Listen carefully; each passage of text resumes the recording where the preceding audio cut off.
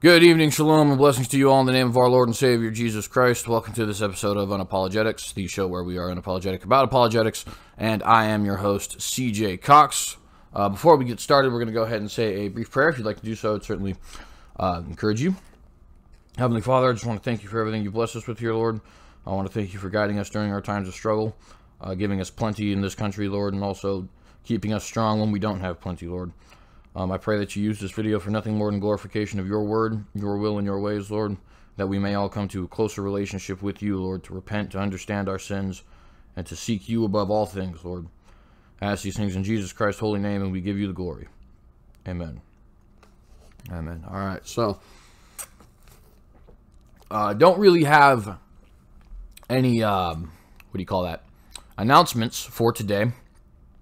For the most part, kind of a boring last 2 weeks, to be honest with you. There hasn't been much going on. None of the debates we wanted to get started ever ended up getting started. None of the debates I ever personally wanted to be in have ended up happening. You, of course, saw my recent video talking about Sam Shamoon. We'll have a video going in depth with that and discussing the Trinity doctrine probably this weekend. But other than everything that's in that little 8-minute video, there's not much as far as announcements are concerned. I have been informed via the Polymathis channel that Anthony Rogers might actually be willing to do a discussion or a debate. So that would be incredibly interesting. He obviously is not Sam Shamoon, but he is still a apologist who believes in the Trinity, so I don't see any reason why that is something we wouldn't be able to do. But that's not really much of an announcement as much as it's possible. He didn't tell me directly that he was willing to debate me. He said he'd be willing to debate people on this issue, so we'll see what happens as far as that is concerned. So the discussion topic for today is actually debate. Whether or not it's successful, does it work? Is it just a way to get people to, get angry at each other and, start rooting for their team like a sporting event almost? Or is it an effectual way to present intellectual ideas and to present the contradictory ideas as well in a combative format? Combative but formal and, of course, respectful.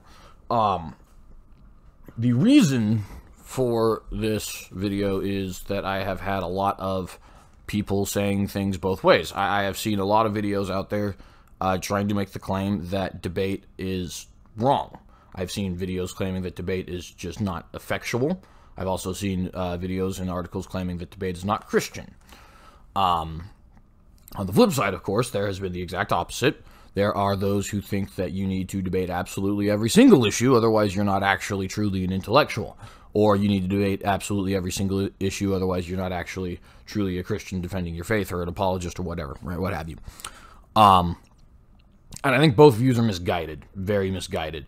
So I want to give a little bit of personal antidote, some discussion, some Bible verse, and then we will move on from this video, hopefully having a pretty decent lesson. So first thing, we need to establish what exactly is the definition that we're going to use of debate. So I got here the dictionary, or it's believedictionary.com. It's whatever pops up when Google shows its little dictionaries, right? I don't know if that's a Google specific dictionary or if it's dictionary.com, but nonetheless. A debate is, 1, a formal discussion on a particular topic in a public meeting or legislative assembly in which opposing arguments are put forward, or an argument about a particular subject, especially one in which many people are involved. Synonyms include discussion, exchange of views, discourse, parley, argument, dispute, wrangle, and etc. There's also the verb, which is the action. If you were to engage in debate, you would be enacting the verb, right? Of course, verbs are actions. Argue about a subject, especially in a formal manner, or consider a possible course of action in one's mind before reaching a decision. And then we have synonyms here: discuss, confer about, talk over, talk through, and etc. One of the more common ones you see there is, of course, argue. Now, that is the definition of the word debate, but that doesn't actually help us necessarily for finding what we're discussing about particularly. And what I mean by that is there are a lot of different forms of debate. You have, of course, the Lincoln-Douglas debate, popularized by the 1856 senatorial election, or 1858. I don't know. It's Illinois, Stephen Douglas, and Abraham Lincoln. I can't remember if it's 56 or 58. Might even be 54, now that I'm thinking about it. Point is that it popularized the Lincoln-Douglas style of debate. You, of course, have parliamentary styles of debate, numerous other forms of debate. The one that we are looking at here in particular kind of fits into its own category. Not that the rest of those are not important, but we are talking about the religious debate today. Now, remember, I actually asked Cora once, the Cora the Question website, right, what category the religious debate would actually fit into. Interestingly enough, nobody was really able to give a definitive answer. It's similar to parliamentary debate, but really it kind of fits into its own category of debate. There is no debate category that has set times of, between 20 and 30 minutes, followed by rebuttals, second rebuttals, cross-examinations, closings, and then Q&As. It really is, it reminds me a lot of a courtroom, but I could also see how other people could say it reminds them a lot of a parliamentary style of debate. We eventually, on that Cora board, concluded that it is basically its own unique style of debate, as I said here earlier. So I'm just going to go ahead and refer to it as its own unique style of debate. But that is the style of debate that we are discussing, because that is the one that is most common in religious circles, and of course that is the one that would be relevant to our discussions here today, as to whether or not it works, as to whether or not it is combative, as to whether or not it is Christian, etc. Good examples of these kinds of debates you can find, of course, in-house debates, which is debates between Christians, such as James White and Michael Brown debating on the issue of predestination, which is actually a very good one.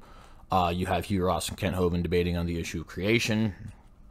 There are other ones that I would consider in-house that other people would not, such as David Bernard and, I can't even remember who David Bernard debated. It was a Trinitarian, though, and the subject was Trinitarian versus Oneness.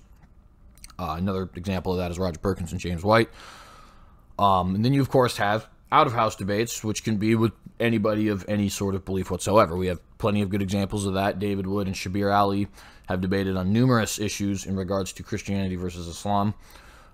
You have, of course, very popular Christian and atheist debates popularized by the quote-unquote four horsemen of the apocalypse, namely Sam Harris, Daniel Dennett, Christopher Hitchens, and Richard Dawkins. They have debated very, very often with people like Dinesh D'Souza debated Christopher Hitchens once. I remember Rob Bell, the Catholic priest who is actually right now in trouble for sexually abusing children. That's, that's just 100% of the reason why you shouldn't be Catholic, is all I got to say about that. But nonetheless, moving on, he had a debate with Richard Dawkins. Kent Hovind, again, has had numerous debates with evolutionists who are atheists on this discussion, or on this matter, rather. So there's numerous, venues through which you can debate. We can debate in all different sorts of views. The only thing you really need is a thesis statement, which is a statement essentially describing what you are debating about, usually in the form of a question, and two opposing sides. So with that, you get your thesis question, right? As an example, you say, is Muhammad a prophet of God? Okay. And that is your thesis. You're going to get the two parties. One party will take the affirmative.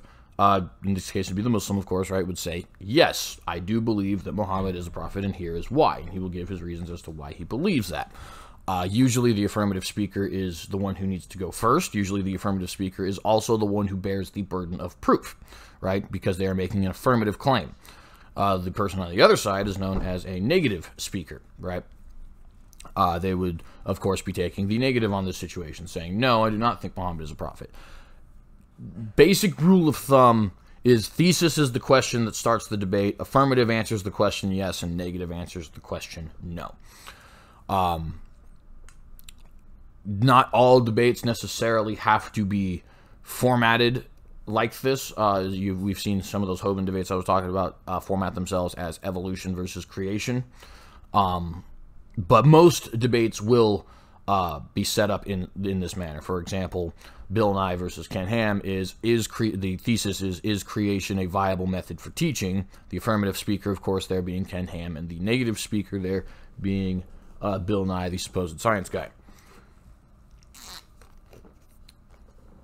All right, so that's the overview, right? That's basically what a debate is. So the first question I think I want to ask is debate useful? I think that is a good question for a lot of us, mainly because it doesn't necessarily rely on the words of a text. In other words, so with questions we're going to ask further down in this video, like, is it Christian to debate, right? Things of that nature. Those are things that will apply definitely to me, definitely to a lot of the people who are going to be watching this video, but maybe not necessarily to all people who are watching this video.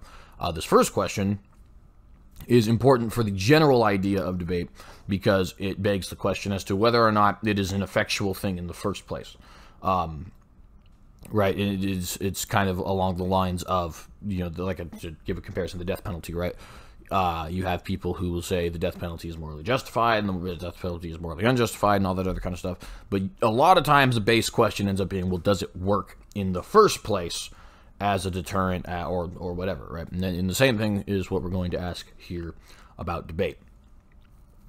So do debates work? I think that is a very complex question. I think, first off, online debates tend to not go anywhere. I think that's something that people need to be perfectly aware of. A big portion of that is because there is a level of secrecy, a level of hiddenness, right? Online, you don't have to confront somebody personally. You can always give, random statistics that may or may not actually be true, because you can go and hide from them either by not responding or by, responding with something completely irrelevant that is 2 to 3 hours down the line when you have your next comment, things like that, right? And for the most part, I think that those debates end up going terribly. I remember I had a discussion recently with a black Hebrew Israelite on the subject of whether or not the Bible actually taught the racial distinction of the Israelites. And in a roundabout way, it kind of does, right? You have the fact that the Israelites come from the descendants of Shem, and Shem's descendants also include the Ishmaelites, which is modern Arabs, the Aramaeans, the Assyrians, the Elamites, otherwise known as Persians, etc. We can kind of understand then, based off of all these different groups, what this race looks like, right? But my point that I was making was that these people, the Middle Eastern people, specifically the Israelites of the time in which the Bible was being written, would have been tan-skinned. They would have been, probably tall, high cheekbones, large noses, wiry hair that's not quite knotted like a black person's, right? Middle Easterners, basically. Of course, they're from the Middle East, right? The person asks me, well, show me that in Scripture that says that they're tan-skinned, right? Now, of course, I can show you where it says they're Middle Eastern in Scripture, but I can't show you where it says they're tan-skinned because the Bible does not describe the racial complexion of the Hebrew Israelites, or of the Israelites, rather. Hebrew Israelites. Anyways, you get my point, right? Of the Hebrews. And so we went on this discussion, and so I asked him, all right, well then you tell me, where does it say that the Israelites are black? And of course he gives the standard black Hebrew Israelite answers, like Job 30:30, which is a very clearly poetic thing, right? Job 30:29 says that Job is a brother to dragons, so brother to dragons, definitely not literal. Skin is black upon me definitely is literal, even though it's one verse from the other, right? And I just pointed that out. I was like, well, are you going to take this entire verse seriously? And by not seriously literally, right? Or is it much more likely that Job in his despair is speaking poetically, right? And the person responds with, well, here I am giving you direct proof, and all you do is you say that, no, it's not here, you can't show me any verses of Scripture, right? Notice he's going back to the whole reason I asked the original question in the first place. My point that I'm trying to tell him here is that I asked you, do they describe the racial complexion, period, you gave a verse that is not describing the racial complexion, right? But notice that is completely done away with, and part of the big reason I think that is completely done away with is because we're not talking face-to-face, right? Or at least voice-to-voice. We're talking online. He can sit there in anonymity behind his computer, as can I, and we can just regurgitate facts from our respective leaders, or quote-unquote facts from our respective leaders, right? And that conversation went nowhere. The only real reasons I can even think of to have online debates, to be perfectly frank with you, is for people who may be reading them. Sometimes there are people who are just so caught in their cultic ways that they might need to be called out, right? But as far as an actual bona fide effect, I think the internet doesn't do much. I think for the most part, YouTube debates and Facebook debates and Twitter debates and all that kind of stuff, they pretty much just kind of tend to turn into firestorms. That's about it, right? But you don't get any real substance from them, for the most part. There's exceptions, right? Now, what about, so that gets rid of those, but what about online? As in, like, you know, both of us on a phone or on a radio program or something like that. Or what about in person, right? What about things that are actually more formal with set times and things like that? And in those instances, I think it is very obvious that debates do work. I want to give a story, that is much more popular than my own, and then I want to give a story that I have personally. So, many are aware of Nabil Qureshi, the former Ahmadi Muslim, who actually ended up converting to Christianity. I believe he became a charismatic, if I'm not mistaken. Not that that matters.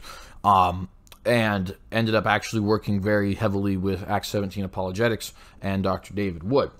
Now, Nabil Qureshi, from what we are led to believe from the story, which there's, there's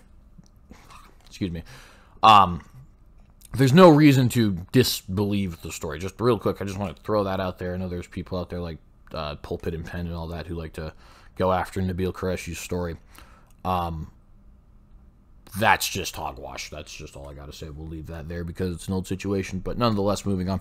So, Nabil was a pretty devout Muslim when he was a Muslim. In fact, Nabil was one of the, in David's words, one of the more devout Muslims he'd met, right? He said that Nabil would always be careful to, follow even the most minor and obscure of Islamic laws, such as making sure you enter the bathroom with either your left or right foot. I can't remember which one it is, but he always made sure it was that foot, right?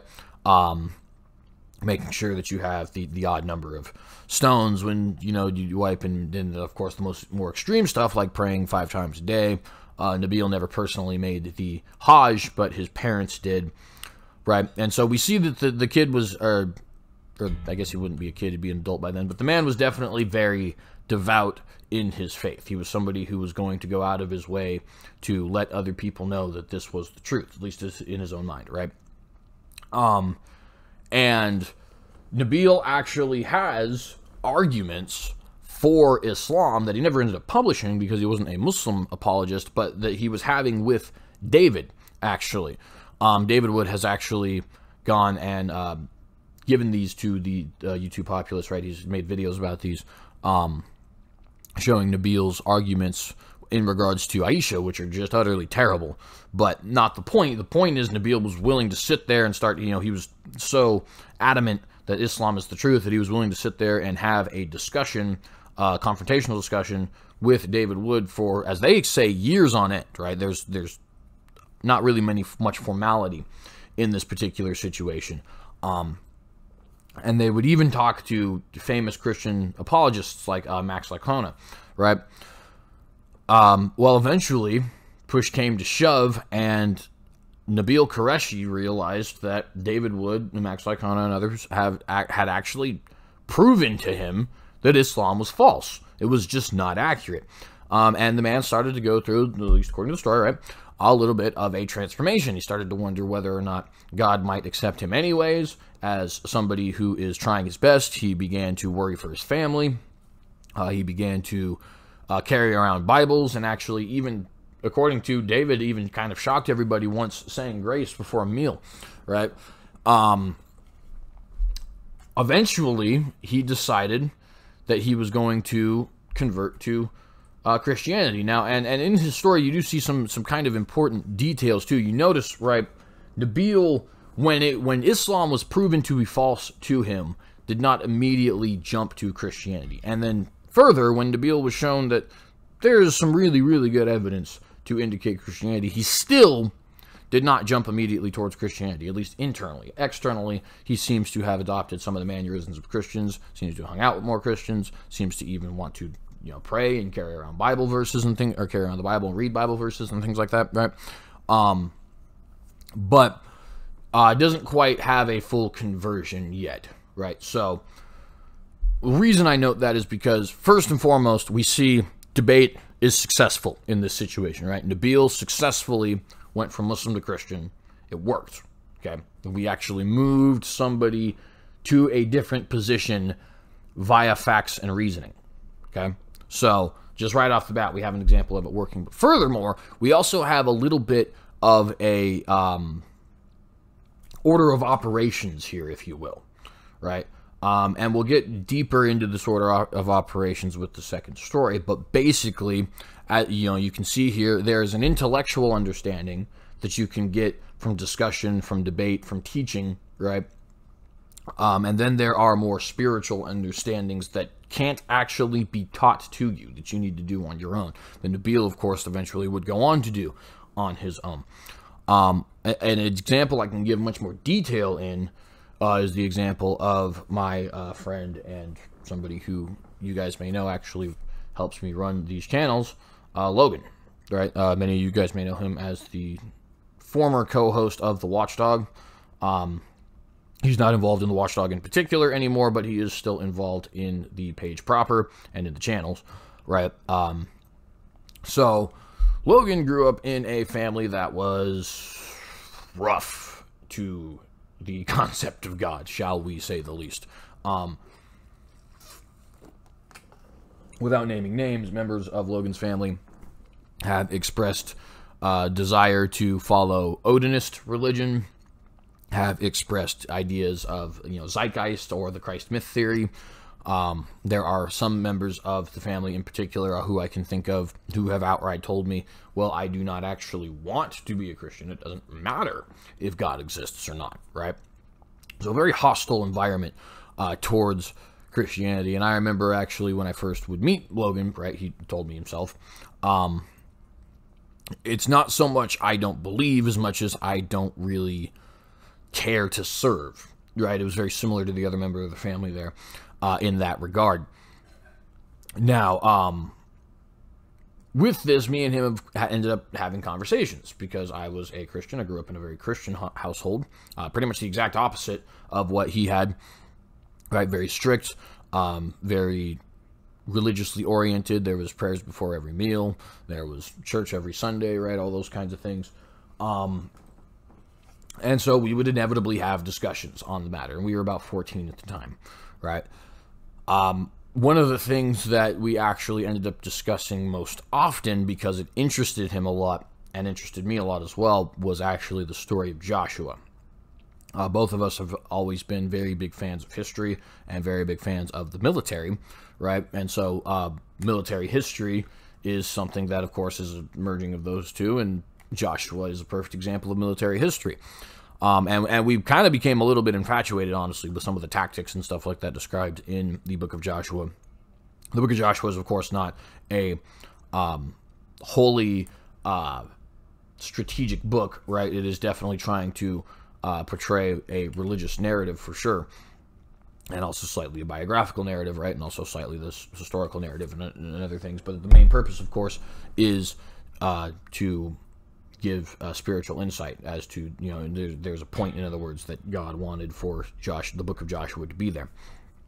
But we got really interested in the military strategies because we found them to be, quite frankly, brilliant. You know, the Battle of Ai being one of the big ones, you know, where you have the group up on the hill, right? And then you have another group behind the encamped hill, and you have a third group that comes down and you know, sits in the valley and draws the members of Ai out. They end up being double enveloped. It's, as far as I can see, the first double envelopment in actually the history of the world, which is pretty impressive. But, you know, and just tactics like that we just thought were absolutely brilliant. And then we were also kind of struck by the end result, right? Joshua had a get-her-done mentality that is lacking, shall we say, in other military leaders. And, of course, if any of you are familiar with the harem, then you know exactly what I am referring to. Not harem, like a group of multiple wives, but harem, the ban, right, that the Israelite military would put people under. It was complete and total decimation. And it was a very interesting thing to me and Logan, mainly because we thought it was insanely effective.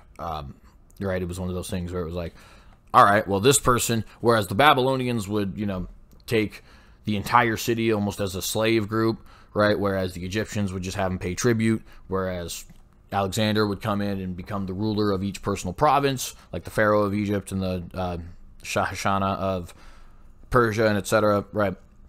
And the Assyrians would, you know, do their torturings and just etc., right? You have all these different methods. The Israelite method seems to be the most effective, right? And so we would continuously discuss that all the time, and of course, inevitably, what would end up coming up is some of the miracles that happens during the story of Joshua. For example, the things at the story of Jericho, and at the Battle of Ashlon Valley, I believe it is, right, where the sun stands still and meteors end up coming from the sky, right? So, excuse me. So we would have these discussions, and I would, you know, continuously try and steer him towards my direction, of course, right?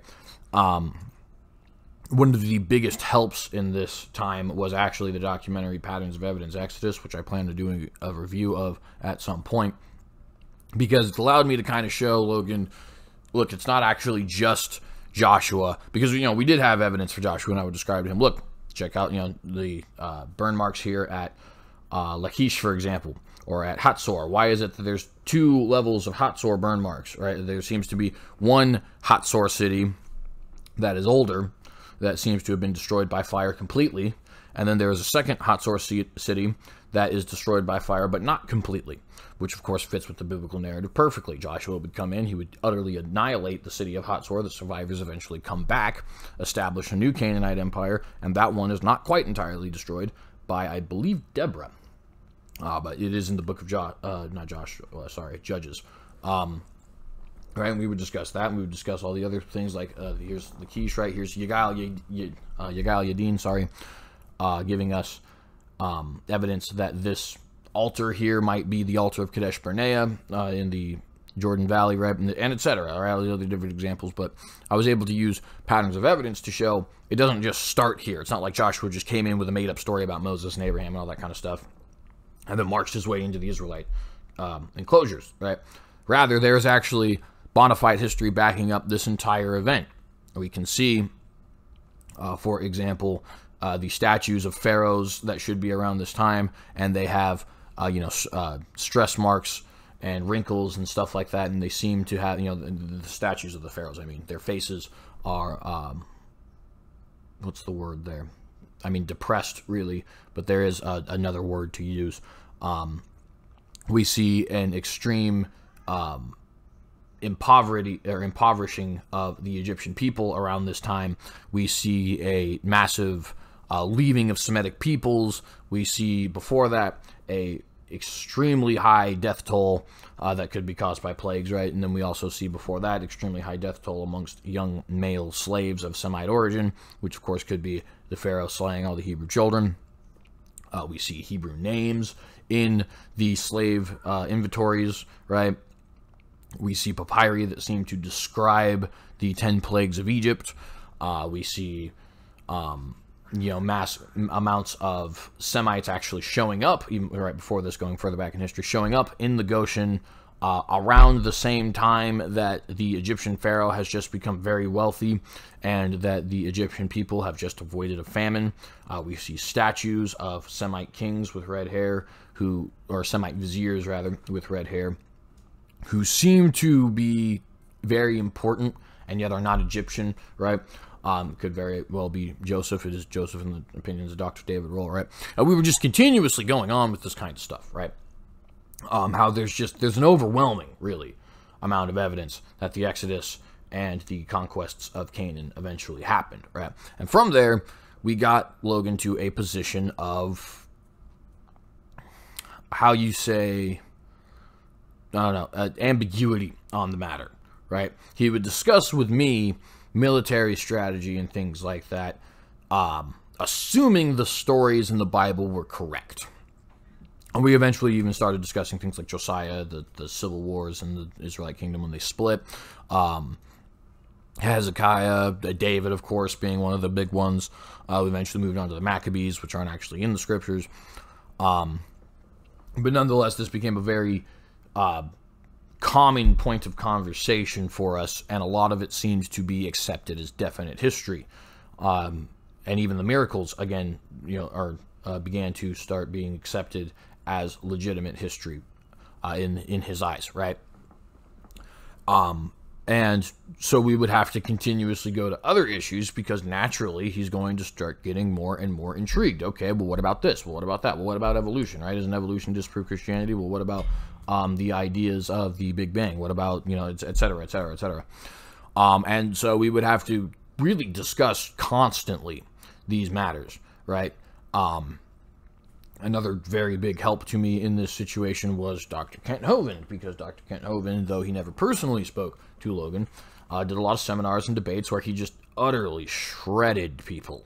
I mean, Dr. Kent Hovind was a force of nature back in the day, you know what I mean? And so eventually you couldn't use the evolutionary argument either, because first off, Kent had shown that it probably is not true, but even if it is true, there are other people who've debated Kent, like Dr. Rainbow, like Dr. Hugh Ross, like, etc., who have said that, who have made arguments that show that evolution can actually exist with Christianity. They can coexist with each other as both correct ideas, excuse me. And so after that, we had to discuss even more things. Do dinosaurs exist in the Bible? And of course, we started discussing the Henry Morris idea of dinosaurs and dragons being the same thing. And then eventually that led to a different discussion of, well, what about the crucifixion? And so we have to discuss that, right? And we just continuously discussing on and on and on and on and on until eventually Logan got to the point of where he said, I think this is probably true. I think this story is probably accurate, right? I think that they are telling history in a coherent manner. And not only did Logan end up believing this, but a few other of my friends as well. In total, there was roughly 5 friends who ended up accepting this as true, and 2, well, I guess it'd be 3 other friends who accepted it bare minimum as historically accurate, right? Maybe not the miracles, maybe not the religious aspects, but bare minimum the Holy Scriptures were historically accurate, right? And actually, of those 4, I would point out that there are, well, we'll get to that actually. So, start talking with Logan, right? And Logan kind of ends up being in this point of really what ends up being limbo. He believes in God. He believes that God, as described in the Christian Bible, is the true God. He even believes in supernatural occurrences like prophecy, like the miracles as described by Joshua, etc. But he is not a Christian. And you may be wondering, well, what do you mean? Isn't that exactly what a Christian is? Well, no, a Christian does have to act like a Christian and act on his own beliefs. Logan was not wanting to do that, right? And a lot of people fit into these categories, right? And in fact, I would say the vast majority of nominal Christians and atheists agree on this issue, which is that, yeah, I think God exists, but I don't really want to do anything about it, kind of thing. Or I don't know if I'm going to do anything about it, right? Excuse me. And so eventually, right, we were having a discussion in this house that he ends up moving to, right? We're actually in the shed there because it was quite late at night. Everybody's asleep. The only people not asleep are actually me and Logan, and we are having this discussion now. And he says to me something that is very interesting, I think. Basically, he says that he feels that I act very well, very morally, right? In a way that he is not used to, I guess. And I'm trying to kind of describe that as best I can without, going into too much of the detail of the conversation, just because we'd be here forever. And, it was kind of a stunning thing for me to hear, because I am not a great person, as no one is. But, I certainly have my own share of flaws. Just to give you an example right now, I got a real bad temper, right? Real bad. And so it was a shocking thing for me to hear somebody say that, right? That they thought that I lived a morally exemplary life or things like that. You know what I mean? It just didn't make much sense. But then I eventually realized that it does make a lot of sense, because even the worst of people who is having a good relationship with Jesus Christ, if they are truly having a relationship with Jesus Christ, should appear to be light in the darkness, right? And so I immediately told Logan, I was like, look, you're not seeing me. You're not. Okay. I am not a good person. I am like the kind of person who likes to, well, I mean, there's no use confessing the things of the devil, right? But, likes to do things that are not Christian, basically. The temper is one that I think that is a really good example, because it kind of is a combination of not being able to control my own anger as well as egotism, right? So it's a big flaw. And, we were just going on the list of all these things that are wrong with me, and I said, but that doesn't mean what you're seeing isn't there. It just means that it isn't me. Jesus Christ is the one who saves people. Jesus Christ is the one who changes people. And no man does anything that is good outside of his divine will, outside of his divine grace. And I was, as I was describing this to Logan, he's, it seems to be dawning on him. He almost seems to be understanding this idea of like, well, maybe this is not something I can just intellectualize.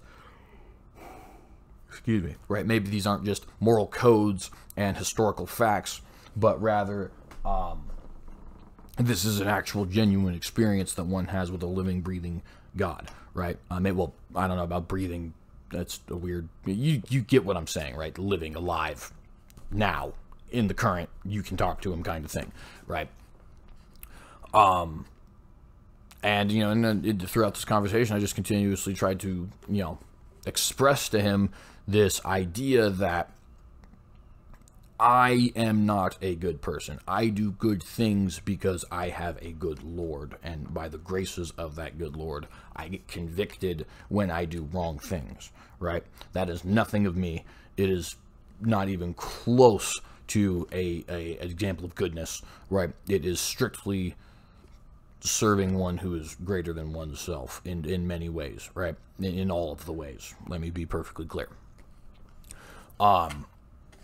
And, and when I was describing him, I was kind of trying to tell him, this is something that you will, once will never second guess again, right? It's, to sit there and understand your own wretchedness, right? As a human being, but also specifically, right? There are things specific to you, specific to me, specific to us all that are wretched, right? Not everyone is addicted to pornography. Not everyone has thoughts of, violence. Not everyone wants to go steal, right? Etc. People have their own unique crimes, if you will. So to understand that is an absolutely insane sort of thing, right? But also to understand the forgiveness, right? To understand the grace, to understand that you are in fact forgiven, not because of anything that you have done, but because you have a creator who is incredibly caring and loves you, right? I mean, it's an amazing thing, and it almost causes one to be unable, with a good conscience at least, to do things that are contrary to God's moral code, right? In other words, a lot, when it comes to, like, for example, tithing is a good example, right? I don't tithe because the Bible tells me to. I tithe because I think that I want to push along the messages of God, right? That is exactly why. I want to do what I can here on earth to help that, because I feel like I don't have any other choice. I have new life because of him, right? And there is, I mean, it would be nothing but selfishness for me not to, right? And, So as we are having this conversation here, right? And as the lights are kind of going off on, in Logan's head, and he's starting to get it, right? He basically ends up saying, well, can we start going to church, right? And what do you know? Next Sunday, Logan ends up being in church, and Logan now, fast forward to the modern day, is somebody who, he's not in the, well, how do I put this? He's not like a clergyman or an apologist or anything like that, like Nabil Qureshi, right? He's not going out of his way to make a career out of Christianity in that sense.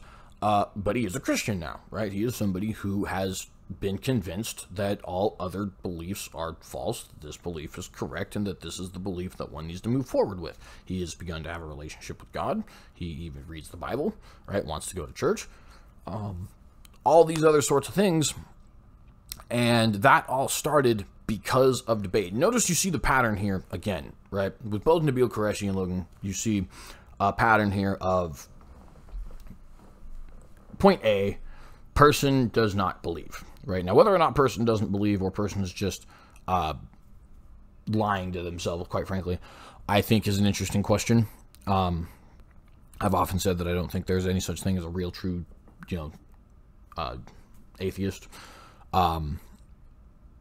But with that being said, maybe I'm wrong. All right, but let's just go with that, right? So point A, person does not believe. Okay. Point B is discussion, debate, conflict, right? We continuously have these discussions as to why I, as a Christian, am factually correct, and you, as a non-Christian, are not factually correct, right? Through that discussion, we end up getting to a point C, which is an intellectual understanding. Now, you cannot stop at an intellectual understanding, okay? There is no way you can stop at an intellectual understanding. If you stop at an intellectual understanding, you will eventually lose your intellectual understanding, because if your understanding of Scripture is just that God exists and that he did some cool things for Moses way back when, okay, that does nothing to your current state, right? That does nothing to tell you, well, I need to pray now. Well, I need to serve God now. Well, I need to not commit adultery now. Well, etc. So the intellectual understanding is just that. It is just an intellectual understanding. And we even see this in the Bible, for example, when James says, do you believe in God? Well, good. The devils believe also and tremble, right? Which is a way of saying, well, even the worst of the worst believe in God. That doesn't really mean anything. Are you serving God, right? Are you doing something with that service of God? But for some people, for your doubting Thomases out there who say, I will not believe until I have actually touched the nail-scarred hands, right? You do have, you do have the ability to prove this to these people, and then they do end up receiving an intellectual understanding, right? The intellectual understanding evolves, if this person is truly interested in the truth, into a spiritual understanding, into actually wanting to serve God. And we, once again, can turn to scriptures to see this. We already, of course, gave the Nabil and Logan examples, but you see the example of Nicodemus, who in John 3 shows up and, is baffled, really. He says, I know that you're of God, but I don't understand. And Jesus, says, well, you need to be born again. And Nicodemus is kind of shocked by this. He's like, how could I be born again? I'm a full-grown man. I can't crawl back into my mother's womb, right? Excuse me. To which Jesus replies that, this is to be born of spirit. It has nothing to do with being born of flesh. And Nicodemus doesn't seem to be converted instantaneously, but as the story progresses, you see Nicodemus getting closer and closer to conversion, whether, and even going as far as to say, well, we shouldn't prosecute this man. We haven't even actually heard any evidence for or against him, right? He needs trial. By the end of the story, Nicodemus is buying a king's ransom worth of burial products for Jesus to personally bury him along with one of Jesus' followers, Joseph of Arimathea, right? And very likely got himself killed. I don't, we can't do anything but speculate in this regard, but considering the secrecy of Nicodemus' first encounter with Jesus versus the blatant public nature of his burial with Joseph of Arimathea, and the fact that he was a Pharisee, I think it is very, very, very possible that Nicodemus got himself killed, right? And if he did, he got himself killed for the purposes of the gospel. If he didn't, regardless, he still has given himself over to the gospel. He's become somebody who is serving God. And we see there, right, we start with this discussion of an intellectual understanding, right, where Jesus does dispute with him, by the way. If anybody out there wants to say Jesus didn't dispute, I must say just respectfully, that's false. It's not true, okay? Read John 3 again. Jesus is, in fact, let's pull it up now. Shoot, where did I put my phone? Rough. Here it is. So, let's go ahead and pull this up now. John 3. And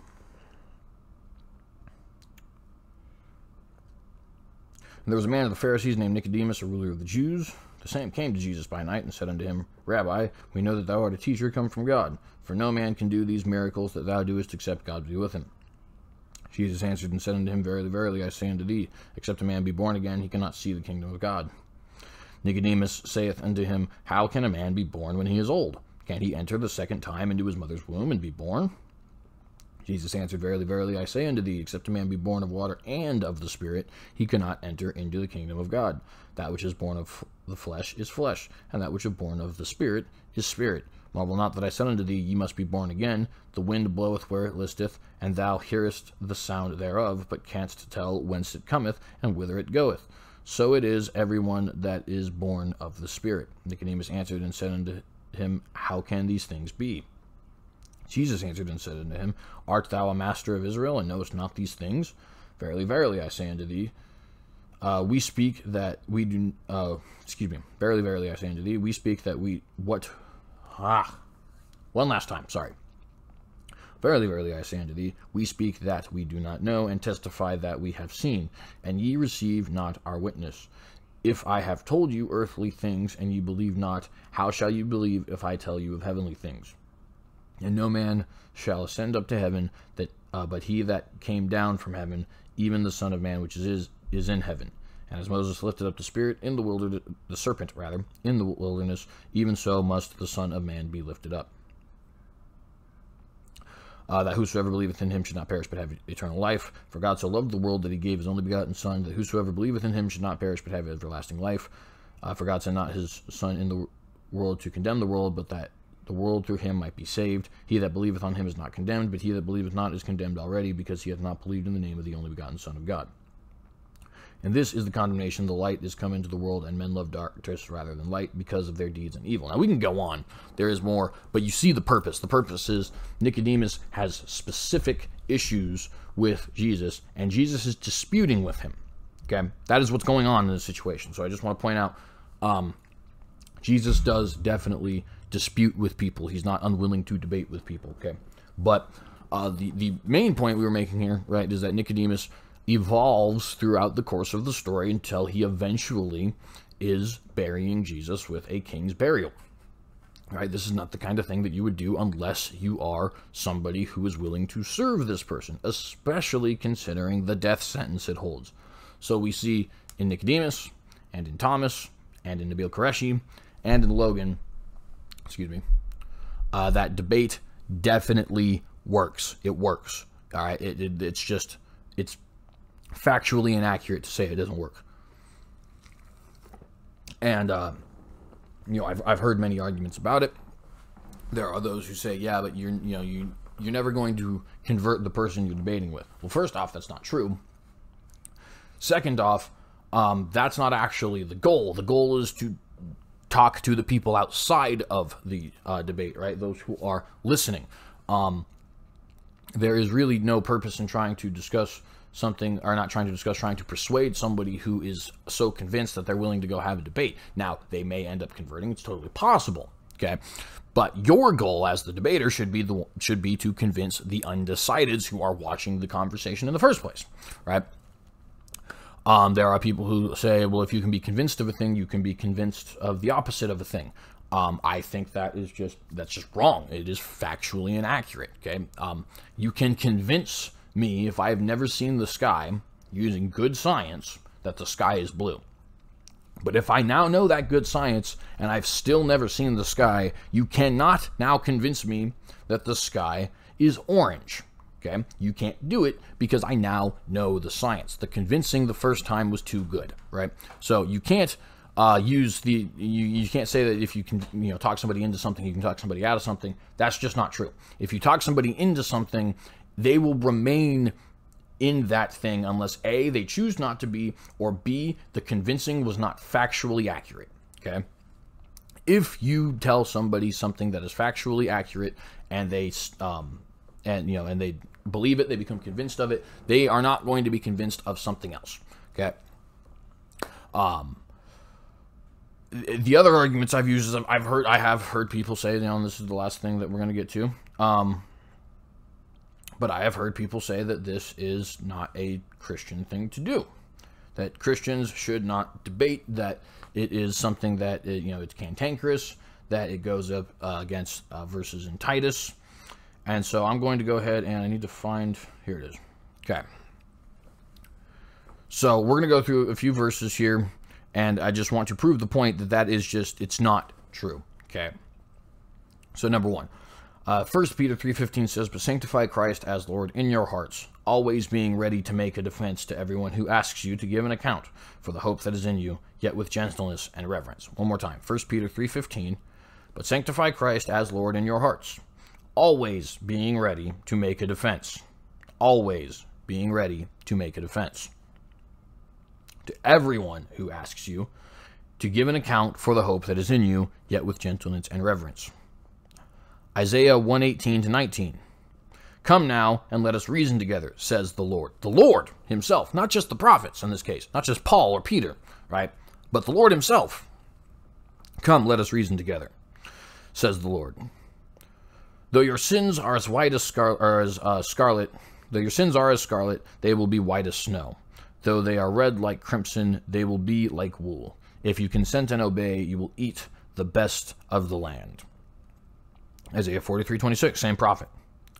"Put me in remembrance." This is the Lord speaking through the words of the prophet Isaiah. "Put me in remembrance. Let us argue our case together.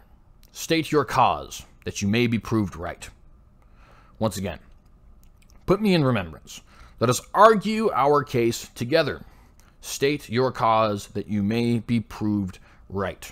Right? Now, I cannot possibly invent a verse that more clearly sanctions the idea of debate than this one. There is not, it's not even possible. If I wanted to take the definition of the word debate and just add, "Thus saith the Lord," afterwards, "you must do this," it would basically come out sounding like this. You know what I mean? But even still, we continue. That was Isaiah 43:26, by the way. "Now when they had traveled through Amphipolis and Apollonia," this is Acts 17:1-3, "they came to Thessalonica, and there was a synagogue of the Jews. And according to Paul's custom, he went to them, and for 3 Sabbaths reasoned with them from the Scriptures." What did he do? For 3 Sabbaths reasoned with them from the Scriptures, explaining and giving evidence,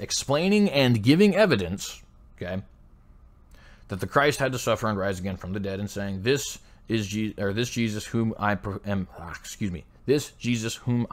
proclaiming to you is the Christ. Okay. Once again, could not possibly invent a verse that sanctions debate better than that one, right? Continue. "But test everything. Hold fast to what is good." That is 1 Thessalonians 5:21. Test everything and hold fast to what is good. Jude 3. "Beloved, although I was very eager to write to you about our common salvation," so though I wanted to write to you about the salvation that we have in Christ together as believers, "I found it necessary to write appealing to you to contend for the faith that was once for all delivered to the saints." So instead of writing about our common salvation, instead of writing about this absolutely marvelous thing, I found it necessary, Jude is saying, to write appealing to you to contend for the faith, to argue for the faith, right? To appeal to you, the people of, I don't know where Jude is writing this epistle to, but the people of this land, to be persuaded, right, that you are going to be Christians. See Acts 18:28. For he powerfully refuted the Jews in public, showing by the scriptures that Christ was Jesus.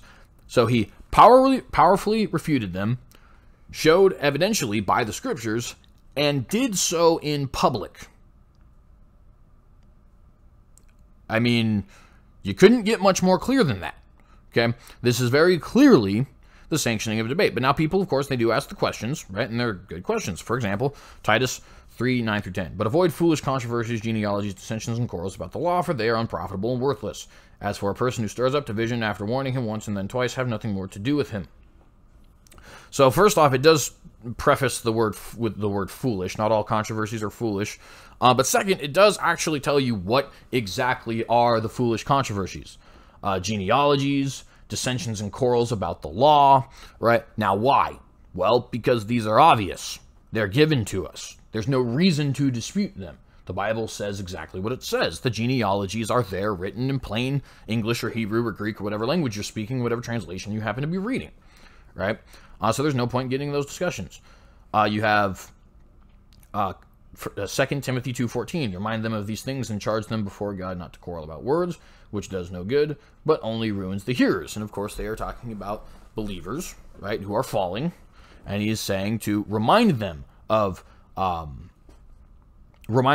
these things, but not to quarrel with them, not to, go and have an argument with them. And in this situation, that makes perfect sense, right? If somebody is struggling with the faith, somebody is struggling with different, what they might see as a legalism or with a certain heretical doctrine or something like that, then in gentleness and respect, have a discussion with them. Be like, hey, listen, I want to remind you of these things from the scriptures. I wanted to remind you that, for example, such and such a heresy. I don't know. I don't really have much time, so I can't go into much detail with that. I only got about 3 minutes left. Matthew 10:14, but you get the point, though, right? When it comes to discussions with Christians who are struggling, then don't quarrel over words with them. Invite them in for a really a fellowship, not even a discussion, right? And if anyone will not receive you or listen to your words, shake off the dust from your feet when you leave that house or town. Matthew 10:14. This is a command specifically for one specific event, and it is when Jesus is pairing out the apostles to go out into the world. It is not a command to all Christians. How do we know this? Because Paul was doing this, or was talking to people much more than 2 or 3 times, and writes more works of Scripture than absolutely anyone. Okay. And last but not least, we have Romans 14:1. As for the one who is weak in faith, welcome him not to quarrel over opinions. This is the exact same thing as 2 Timothy, where it's saying if he is weak in faith, if he is struggling, you don't sit there and try and quarrel with his opinion or quarrel with opinions with him. You help, because quarreling with opinions is something that Paul did with the Jews, people who don't believe, right? With the Greeks and atheists, people who don't believe. In the story with Elijah, when Elijah publicly, in front of everyone, fights with 450 different prophets, he is arguing with the prophets of Baal, right? Not with the people who may or may not believe Baal, or the Israelites who are struggling with the ideas of Baal versus Jehovah, right? So, and by the way, even with that, I just say the Elijah is a perfect example too. I should actually have that one written down, because Elijah, he's refuting them publicly. He's refuting them not for the purposes of saving the 450, but for the purposes of saving the people who are listening, and he's the one who challenges them. Okay. Now, of course, you can make the argument, yeah, but, they were apostles or prophets or things like that.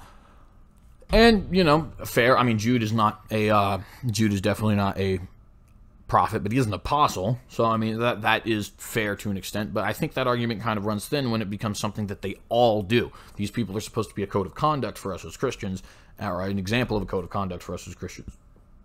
At least to an extent, right? Obviously not 100%. So, when Jesus, when Paul, when Jude, when Peter, when Isaiah, when Elijah, when they all sit here and have discussions, debates, endorse them, things like that, I think that you can say definitively, not with a question mark, but definitively, that the Scriptures not only endorse debate, but require it. Require it. You, as a Christian, if you are to be a leader in the church, must refute the scoffers. Possibly for their own salvation, right? We don't know. Only God knows. They may or may not actually come to the faith, but especially for the salvation of their constituents, right? And I would just remind people, you know, to do so in gentleness and respect, as 1 Peter 3:15 says, because Nicodemus and Nabil Qureshi and also Logan, right, were people who we were actually arguing with. They weren't the audience, they were the other debater, and yet they ended up coming around, right? You don't know if that person has decided that he doesn't want to serve God. You don't know if that person has turned away from God. You don't know if that person has committed an unpardonable sin or anything like that. The only thing you know is the same thing that Abraham knew, which is that you need to go out. You're these people's only earthly hope, right? As a light in the darkness, right? And of course, Jesus is of course their hope, but maybe he comes through you. Is my point, right? To them. So, with all that, that's all I got to say. I just wanted to make this video because I think that we are losing debate, not only in this country, but specifically as religious people, and I don't think we should. I think it is vitally important that we debate, that we refute people at all ends of the theological spectrum, right? Whether it be a Sikh, or a Hindu, or a Buddhist, or an atheist, or a New Ager, it doesn't matter, right? We need to discuss these things with these people. Otherwise, our youth are going to find their ideas palatable.